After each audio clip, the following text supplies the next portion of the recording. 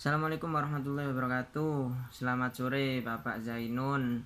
Perkenalkan, nama saya Angga Ade Supriyono, nomor NBI 14216.075.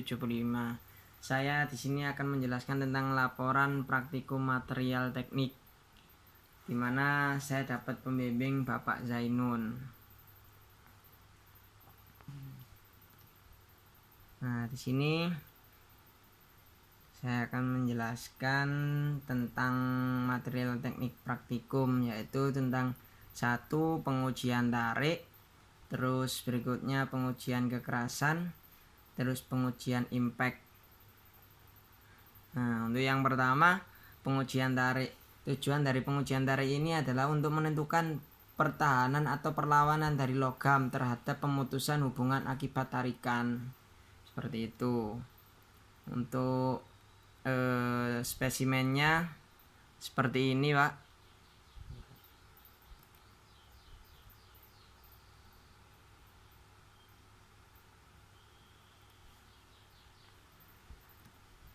Oh, kelewat, Pak. Sebentar, Pak.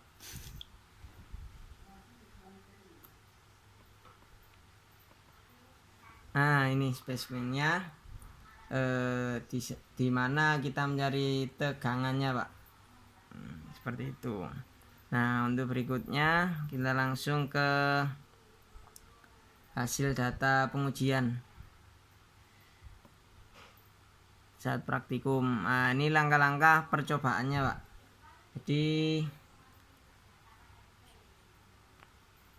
langkah spesimennya dari lab, Pak, ya. Terus kemudian dicatat merek, tipe, seri, tahun pembuatan, dan spesifikasi dari mesinnya.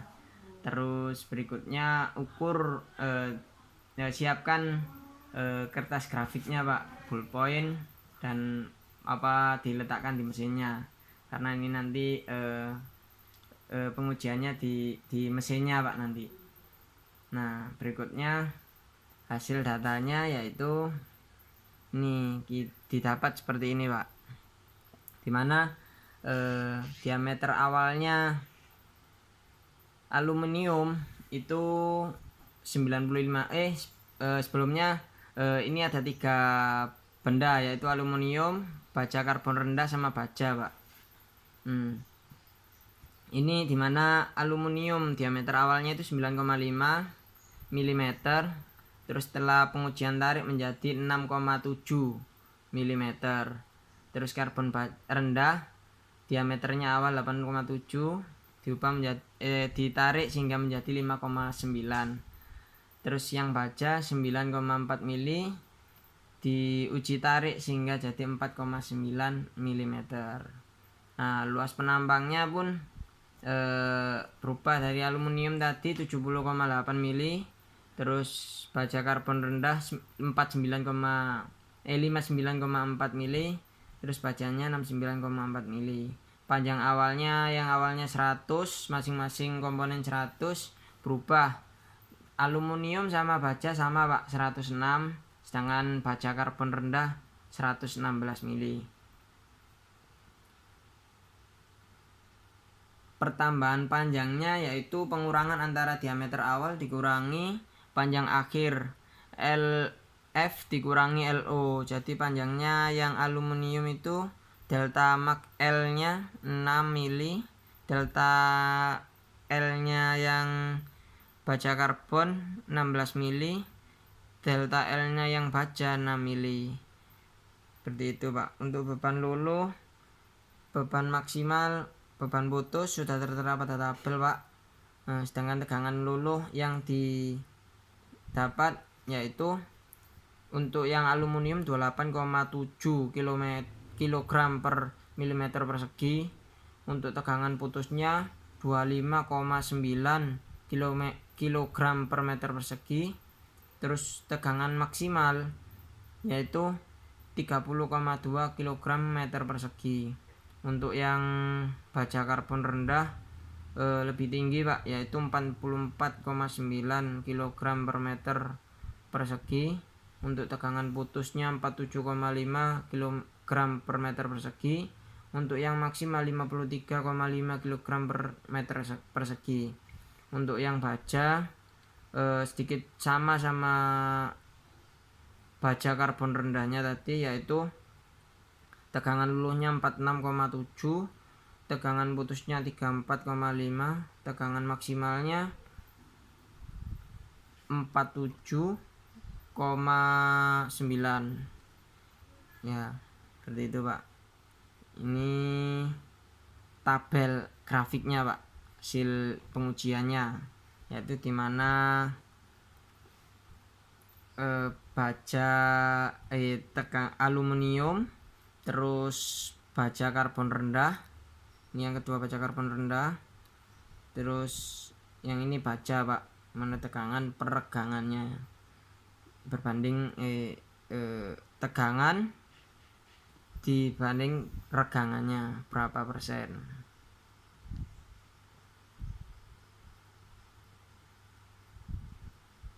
Nah, seperti ini Pak.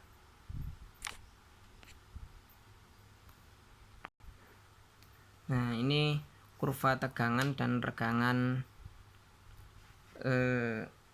analisanya Pak ya. Ini aluminium,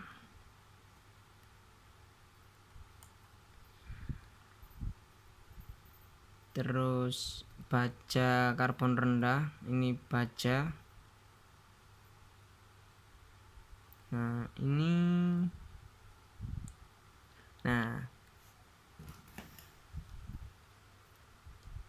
simpulannya yaitu tegangan teknik lebih rendah dari tegangan sebenarnya dan regangan teknik sebanding dengan regangan sebenarnya. Sifat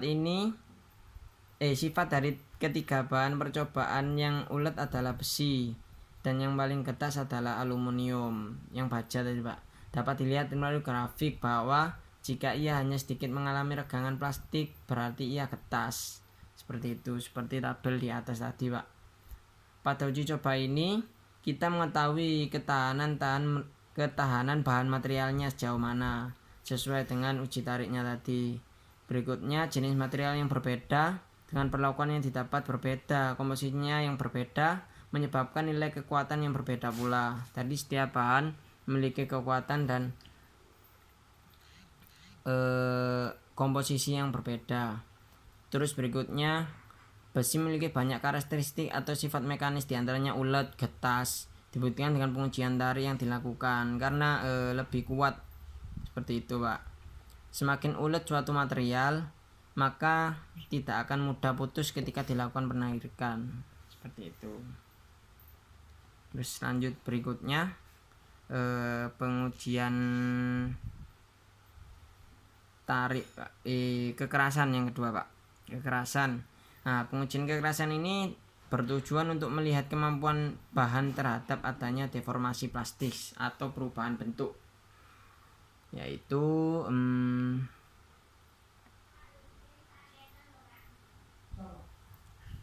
nah ini adalah tabel Rockwell Pak ya. Seperti ini tabel dimana FO adalah beban minor, F1 beban mayor, dan F adalah beban keseluruhan. Jadi seperti itu. Ini adalah suatu ketetapan pengujian tabel referensi.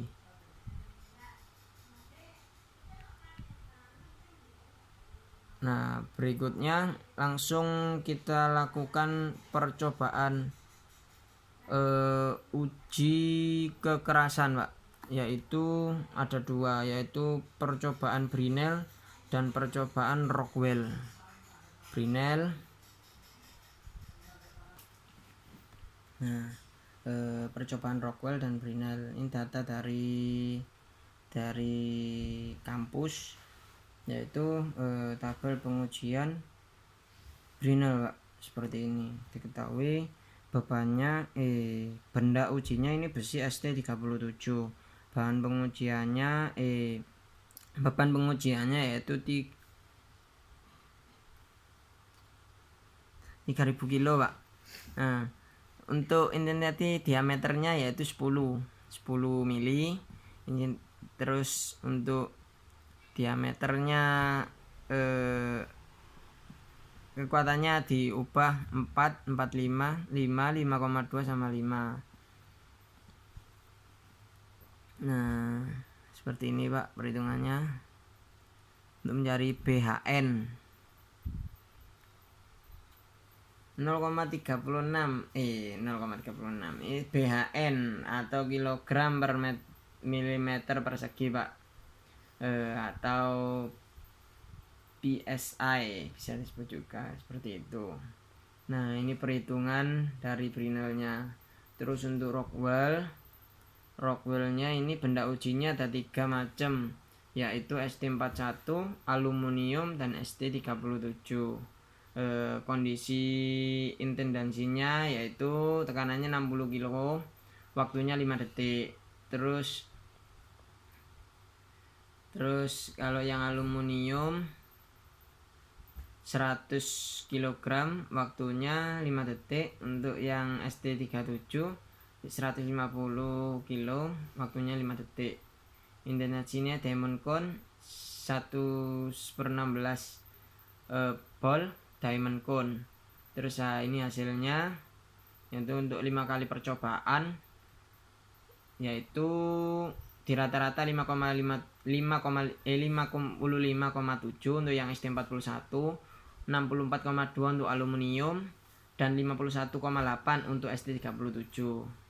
Nah, ini Pak.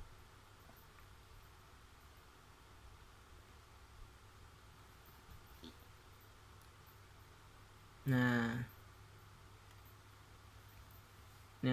keuntungan dari pengujian Brinel itu yang pertama mudah untuk dilakukan, yang kedua dapat menguji berbagai macam bahannya itu macam-macam. Terus yang ketiga dapat menggunakan berbagai indentor dengan diameter yang berbeda asal memenuhi standarnya. Terus dapat mengetahui BHN yang benar. Terus kerugiannya karena pengukuran dilakukan secara manual, maka kemungkinan kesalahan yang terjadi cukup besar karena manual. Nah, terus untuk mengukur bahan yang sangat keras di atas 500 BHN, maka indentor dari baja tidak cukup baik, jadi lemah Pak untuk yang 500 BHN atau PSI. Maksimal pengukuran sampai 650 BHN itu yang mentoknya Pak ya, tapi disarankan kurang dari 500 karena untuk bahan yang sangat keras di atas 500 dikhawatirkan. Nah, untuk pengujian Rockwellnya ini hasilnya lebih akurat dan prosesnya cepat karena nggak manual. Terus terdapat 3 skala kekerasan untuk pengujian bahan-bahan yang berbeda. Dapat digunakan untuk menguji spesimen yang tipis, jadi nggak ada ketentuan diameter berapa seperti itu, paling tipis bisa. Nah, ini kerugiannya tidak dapat mengetahui nilai BHN, nggak diketahui Pak, karena ada 3 skala yang berbeda, maka harus dilakukan beberapa kali percobaan untuk kekerasan suatu bahan. Jadi diambil rata-rata Pak, nggak bisa langsung oh ini segini, nggak bisa. Jadi ada 3 skala, diambil rata-ratanya, dilakukan beberapa kali pengujian. Karena ujungnya lancip kurang akurat pada bahan yang tidak homogen, jadi lancip untuk bahan yang tidak padat itu sulit Pak untuk yang pengujian Rockwell seperti itu. Berikutnya ini adalah indentor, ukuran dari alat ujinya, dimana diamond cone. Nah, ini jenis-jenisnya ini Pak, jenis-jenis mata penguji, mata penitiknya untuk pengujian kekerasan. Nah, dapat disimpulkan bahan baja mempunyai kekerasan paling tinggi di antara besi dan aluminium, sedangkan yang terendah adalah aluminium. Dari hasil konversi di atas diketahui bahwa untuk kekerasan Brinel kira-kira 3 kali kekerasan RA dan 2 kali kekerasan RB, sedangkan terhadap Rockwell C kira-kira 10 kali lebih besar, seperti itu. Nah, lanjut ke pengujian impact Pak. Tujuan dari pengujian impact yaitu untuk melihat ketahanan bahan terhadap adanya pembebanan tiba-tiba mendadak. Impact maksudnya dadakan gitu Pak, untuk mengetahui kepekaan logam terhadap adanya node atau tekanan dadak seperti itu. Jadi ada jarak tertentu sudah tertentu harus dilepas ada hentakan. Nah, itu membuat kekuatan materialnya diuji di situ. Nah, di sini langkah-langkah pengujiannya sama seperti yang lain, mencatat bahannya, nomor seri tahun dari mesinnya, terus kita buat ceket seperti apa, terus baru kita melakukan percobaan. Nah, dari percobaan di atas diketahui ada kita buat dulu spesimennya, yaitu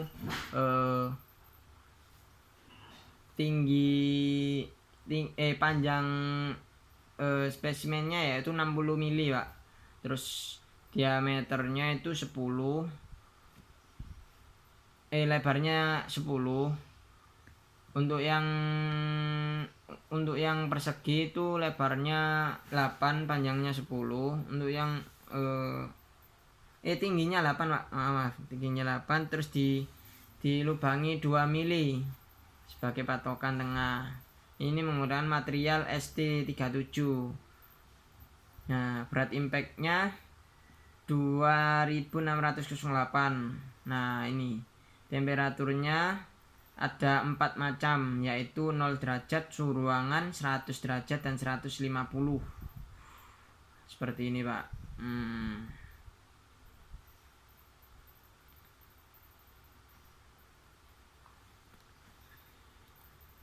Nah, ini diketahui.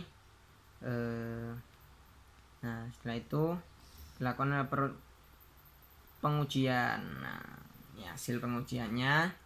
Spesimen 1 dengan temperatur 0 derajat, W kalikan lebarnya cos A dikurangi cos A2 dikurangi cos A1, dimana W nya yaitu masanya, Pak, masa bandulnya tadi itu 26,08 kilo dikalikan lengan bandul 0,75 dikalikan cos A2 yang 0 derajat kan 94 derajat. Nah, 94 derajat dikurangi cos A1 yaitu sudutnya 110 derajat. Nah, hasilnya 5,32 Joule. Begitu seterusnya dengan suhu-suhu yang berbeda, yaitu suhu ruangan, suhu 100 derajat, dan 150 derajat. Hasilnya seperti itu. Harga impact strength-nya yaitu high E-nya tadi diketahui harga energi impact-nya tadi diper luas penampang, Pak. Ya. Jadi yang tadi contohnya yang awal itu spesimen yang pertama itu hasilnya 5,32 Joule dibagi 80. 80-nya dari luas penampang, jadi hasilnya 0,0665 Joule per meter persegi. Nah, ini hasil pengujiannya, gambarnya ini seperti ini, Pak. Yang ini 0 derajat, yang ini 0 derajat. Ya, 0 derajat Celcius ini suhu ruangan, ini 75, ini 150. Jadi yang 75 sama 150 ini digodok dulu, Pak, pakai oli seperti itu. Nah, di sini yang menyebabkan suatu material mengalami patah getas adalah kadar karbon sama suhu material yang terlalu rendah, seperti itu. Nah, kesimpulannya dari pengujian data yang telah didapat, maka dapat disimpulkan bahwa pada temperatur yang rendah, suhu bahan memiliki kekuatan impact yang lebih kecil, sedangkan pada temperatur yang lebih tinggi pada bahan yang sama akan semakin susah untuk dipatahkan. Nah, yang kedua, impact strength cenderung menurun dengan turunnya temperatur. Begitu, Pak. Sekian presentasi dari saya. Kurang lebihnya mohon maaf. Kalau misalnya ada revisi mungkin bisa saya ubah. Sekian dari saya. Selamat melanjutkan ibadah puasa, Pak. Semoga puasanya diterima. Oke. Assalamualaikum warahmatullahi wabarakatuh.